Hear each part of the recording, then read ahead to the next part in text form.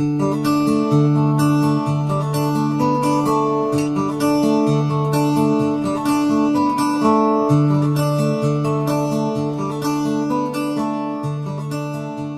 John Gallagher from LearningHerbs.com and Mountain Rose Herbs, and welcome to Herbal Basics.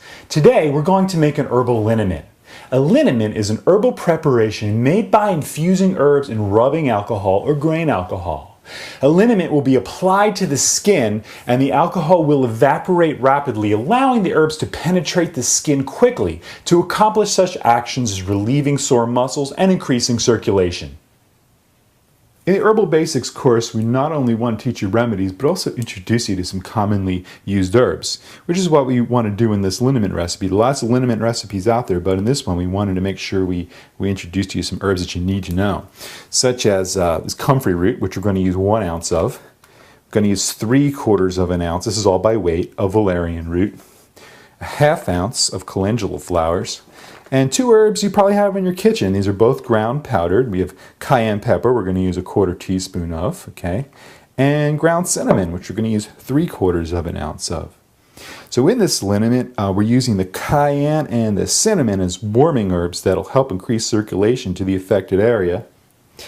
And the valerian root will work to relax the muscles, and the comfrey and the calendula are soothing herbs that will help with healing bruises and injuries. And this combination can also be helpful in easing the pain of arthritis. You'll also need a pint or 16 ounces of rubbing alcohol or grain alcohol, such as this Everclear. If Everclear or grain alcohol is easy for you to get where you live, then we suggest this option. However, if you cannot, then simply get your basic run-of-the-mill rubbing alcohol at a drugstore. Though some folks may not want to use rubbing alcohol, you are not using a liniment long term, so the dangers of overexposure to rubbing alcohol will not be an issue. And you're also going to need a pint jar, a strainer with some cheesecloth, you can get that at any supermarket, as well as a coffee filter. These number 4 coffee filters are little cones, you can get these at supermarkets. The cone shaped, really handy when you're doing herbal projects to have in the house.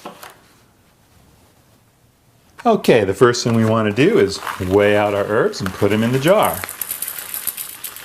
And I'm just putting in 1 ounce of comfrey root,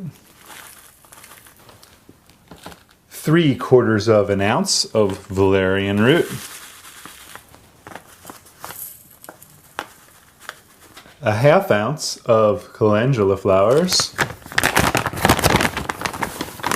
These are light.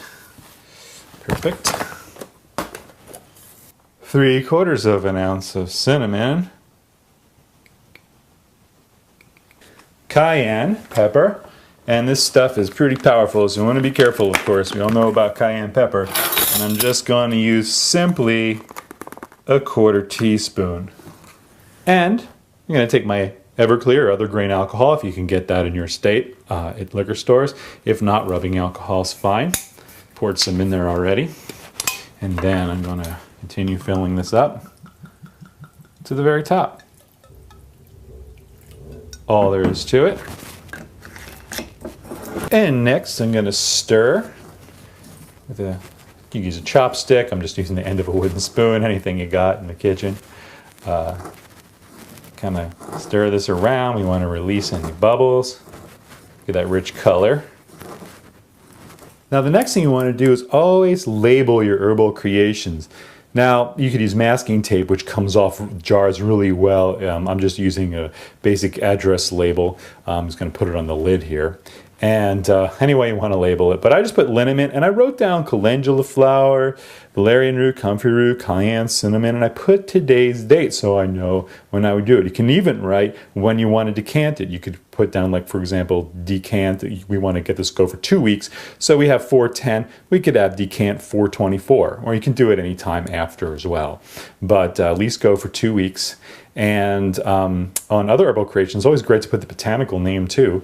if you want to learn. It's all a learning experience, writing the words, spelling it, and it's a great way to learn the plants. So then you want to put it someplace on the kitchen counter where you see it every day, and then you could shake it every day for 2 weeks. Also, if it's a little tight in there and there's a lot of plant material, I'll open it up and stir it around. And in the first couple of days, open up and see if the plant material's absorbed any of the alcohol, and make sure I top it off a little bit. Make sure that it's covered, and stir it around a little with your star stick or chopstick or whatever.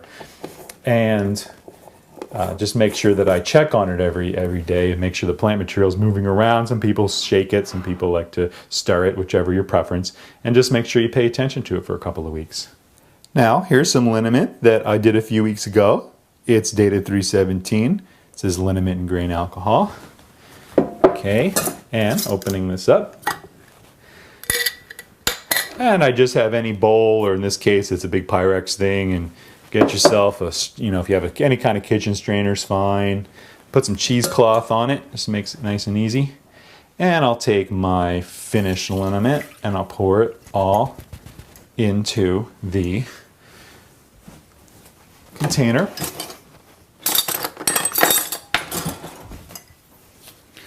And I can dig out some of the herbs on the bottom and make sure they get in there. Okay.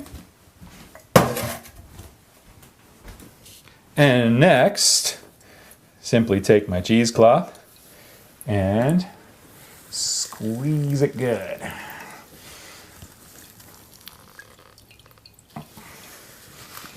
All right.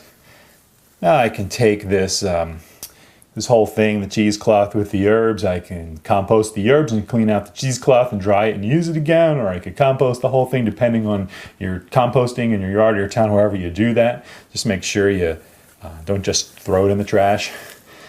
Okay. All right, now I poured that out and it got me a little more than a cup now. This has some sediment on the bottom, and sometimes when you make herbal creations, maybe you're giving it as a gift, or in this case we're going to be putting it in a spray bottle. Okay, so it's nice not to have sediment in the liniment. So what you need to do is we're just going to get ourselves another jar, such as this one right here, and that coffee filter that we showed you before. Okay, I'm going to just put that on top. See, that's nice. It fits right on there. And I'm going to pour in my liniment into this coffee filter. Even the leftover stuff in the big jar, we're going to let it just filter on through. And next, it's all filtered out. I pour it into this Pyrex thing here because it'll make it very easy to pour it in the container that I want to store it in. And almost full. And any extra that I have, I can store, and I can maybe I could get 2 of these bottles, or I could store extra back in a little jar if I want. Whatever you want to do, whatever you do, and whatever you store it in, just don't forget to label your creation. So you store this in any kind of jar that you put it in. You could store in a jar and apply it with a cotton ball if you want, or if you use a spray bottle. Whatever you do, just make sure you write for topical use only. Store out of direct sunlight, and your liniment will last quite a long time, being that it's alcohol doing the preserving. So, how I use this, we just simply take it and spray the liniment on the affected area, allowing the alcohol to evaporate and the herbs to penetrate and do their work. You can make liniments using whole cut, powdered, fresh, or dried herbs. Now, as a general rule, you want to include 4 ounces of dried herb or 8 ounces of fresh herb, that's by weight, to 1 pint of alcohol, that's by volume. You can learn more about liniments and all these herbs on herbmentor.com. Thanks so much for joining me today.